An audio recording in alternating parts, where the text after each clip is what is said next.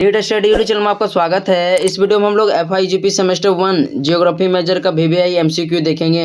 तो geography major में आज तक जितने भी एग्जाम हुए हैं सभी एग्जामों में जो एक नंबर वाला प्रश्न था सारा प्रश्न इस वीडियो में देखने को मिलेगा। और जो आपका एग्जाम होगा जिसमें जितना सारा भी एक नंबर वाला प्रश्न होगा सारा प्रश्न यहीं से मैच करेगा। तो वीडियो को अंत तक देखिएगा ताकि कोई भी प्रश्न ना छूटे। बाकी आप किसी भी यूनिवर्सिटी के स्टूडेंट हैं सभी यूनिवर्सिटी वाले स्टूडेंट इसे देख सकते हैं क्योंकि ज्योग्राफी मेजर का सिलेबस लगभग सेम है। पहला प्रश्न है कौन से राज्य में सर्दी के महीने में बाढ़ आती है? तो इसका आंसर हो जाएगा तमिलनाडु। तो देखो आपके पास समय बहुत ही कम बचा हुआ है तो केवल आपको प्रश्नों को सुनते जाना है और यदि समय है तो इसको नोट भी कर लेना है। तो कौन से राज्य में, प्रश्न है कौन से राज्य में सर्दी के महीने में बाढ़ आता है? तो तमिलनाडु। नेक्स्ट देखते हैं हम लोग। दूसरा प्रश्न है हुदहुद चक्रवात का नामकरण किया गया।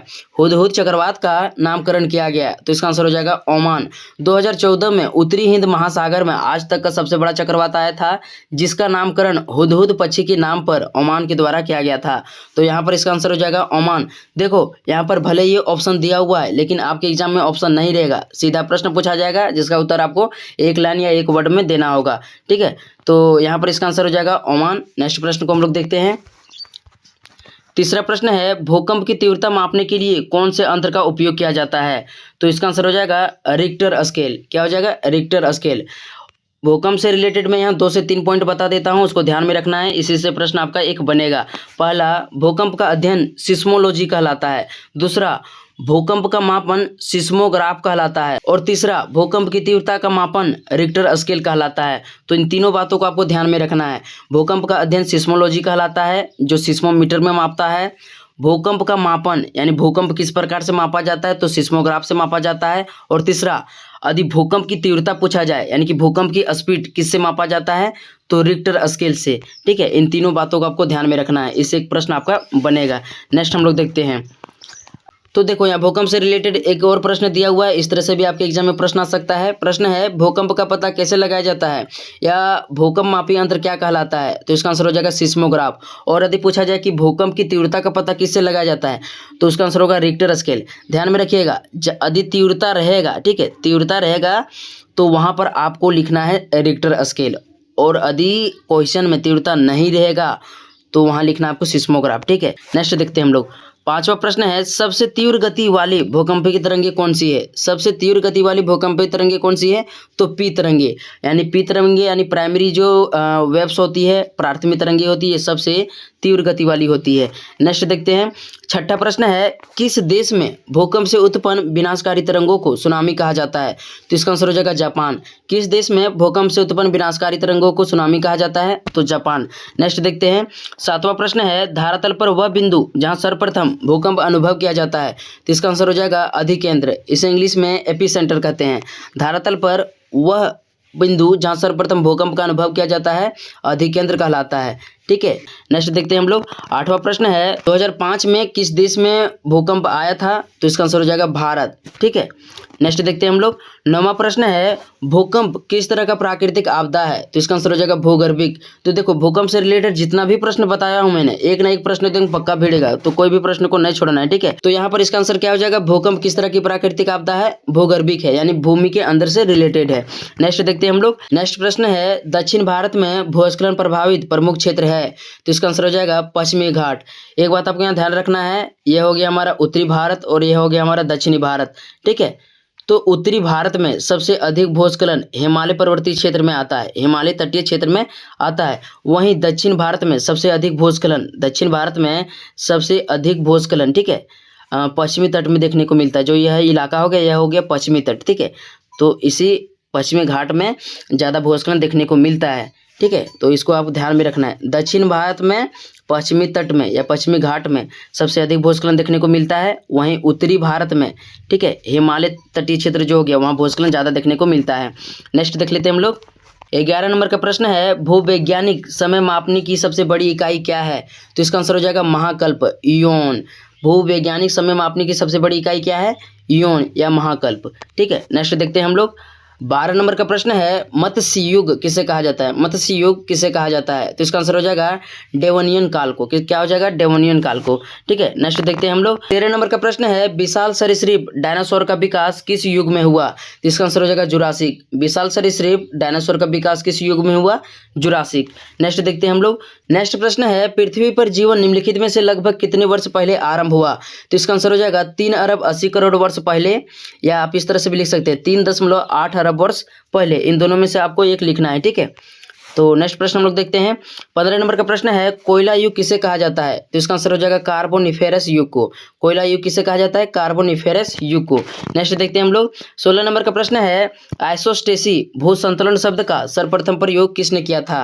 तो इसका आंसर हो जाएगा डट्टन ने। डट्टन एक अमेरिकन भूगोलवेत्ता था। इन्होंने 1889 ईस्वी में आइसोस्टेसी शब्द, जो एक ग्रीक शब्द था, उसी शब्द का प्रयोग किया था। ठीक है, तो यहाँ पर इसका आंसर क्या हो जाएगा? आइसोस्टेसी या भूसंतुलन शब्द का प्रयोग सर्वप्रथम किसने किया था?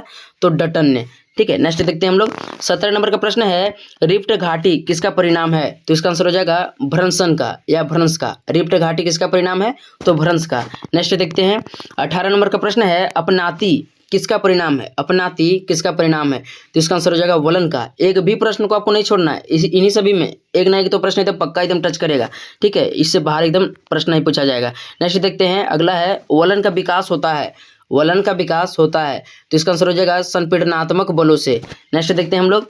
19 नंबर का प्रश्न है निम्नलिखित में कौन सा बल अपनाती निर्माण के लिए उत्तरदायी है? तो इसका आंसर हो जाएगा भूपृष्ठीय संपीड़न। कौन सा बल अपनाती निर्माण के लिए उत्तरदायी है? तो भूपृष्ठीय संपीड़न। नेक्स्ट देखते हैं। 20 नंबर का प्रश्न है प्लेट शब्द का प्रयोग सर्वप्रथम किसने किया था? तो इसका आंसर हो जाएगा टुल्जो विल्सन। प्लेट शब्द का सर्वप्रथम प्रयोग किसने किया था? टुल्जो विल्सन ने। नेक्स्ट देखते हैं। 21 नंबर का प्रश्न है निम्नलिखित में कौन सी मुख्य प्लेटें नहीं है? अफ्रीकन, यूरेशियाई, अंटार्कटिका और अरेबियन। तो एक बात आपको यहाँ ध्यान रखना है। ठीक है, जो पृथ्वी है, पृथ्वी लगभग 14 बड़ी और 20 छोटी प्लेटों से मिलकर बनी है। उन प्लेटों को आपको एक बार देख लेना है। ठीक है, लिंक आपको डिस्क्रिप्शन में मिल जाएगा, वहां से आप देख लीजिए इन सभी प्लेटों को। ठीक है, तो यहाँ पर इसका आंसर क्या हो जाएगा? अरबियन हो जाएगा। कौन सी मुख्य प्लेटें नहीं है? अरबियन। नेक्स्ट देखते हैं हम लोग। 22 नंबर का प्रश्न है मध्य अटलांटिक कटक के निर्माण के लिए निम्न में से कौन सा प्लेट संचलन उत्तरदायी है? तो इसका आंसर हो जाएगा अपसारी संचलन। ठीक है, मध्य अटलांटिक कटक के निर्माण के लिए कौन सा प्लेट संचलन उत्तरदायी है? तो अपसारी संचलन। नेक्स्ट देखते हैं हम लोग। ठीक है, तो देखो ज्योग्राफी में थोड़ा भारी भारी क्वेश्चन पूछा जाता है, लेकिन इतना भी भारी नहीं है कि समझ में ना आए। ठीक है, तो 2-4 बार आपको पढ़ना है, समझ में आ जाएगा और उसका आंसर भी आप लिख पाएंगे। ठीक है, देखते हैं 23 नंबर का प्रश्न हम लोग। 23 नंबर का प्रश्न है हिमालय पर्वतों के साथ भारतीय प्लेट की सीमा किस तरह की प्लेट सीमा है? तो इसका आंसर हो जाएगा महाद्वीपीय अभिसरण। तो देखो जो भारत है, ठीक है, वह हिमालय से कहीं ना कहीं थोड़ा सा सटाई है। तो यदि पूछा जाए कि हिमालय पर्वत भारतीय प्लेट की सीमा से किस तरह की प्लेट सीमा से जुड़ा हुआ है? ठीक है, तो 2 बार आपको लिखना है महाद्वीपीय अभिसरण। ठीक है, अपसरण नहीं लिखना, अभिसरण। ठीक, तो इसका आंसर हो जाएगा महाद्वीपीय अभिसरण। नेक्स्ट पॉइंट हम लोग देखते हैं। अगला प्रश्न है नजका प्लेट स्थित है। नजका प्लेट स्थित है, तो इसका आंसर हो जाएगा दक्षिण अमेरिका के पश्चिम में। नजका प्लेट कहाँ स्थित है? दक्षिण अमेरिका के पश्चिम में। ठीक है, नेक्स्ट देखते हैं हम लोग। 25 नंबर का प्रश्न है इसमें कौन वायुमंडलीय दाब को प्रभावित करता है? पहला है ऊंचाई, दूसरा तापमान, तीसरा पृथ्वी की घूर्णन। तो इसका आंसर हो जाएगा इनमें से सभी। ठीक है, यानी कि जो वायुमंडलीय दाब है ये सभी प्रभावित करता है। नेक्स्ट देखते हैं हम लोग।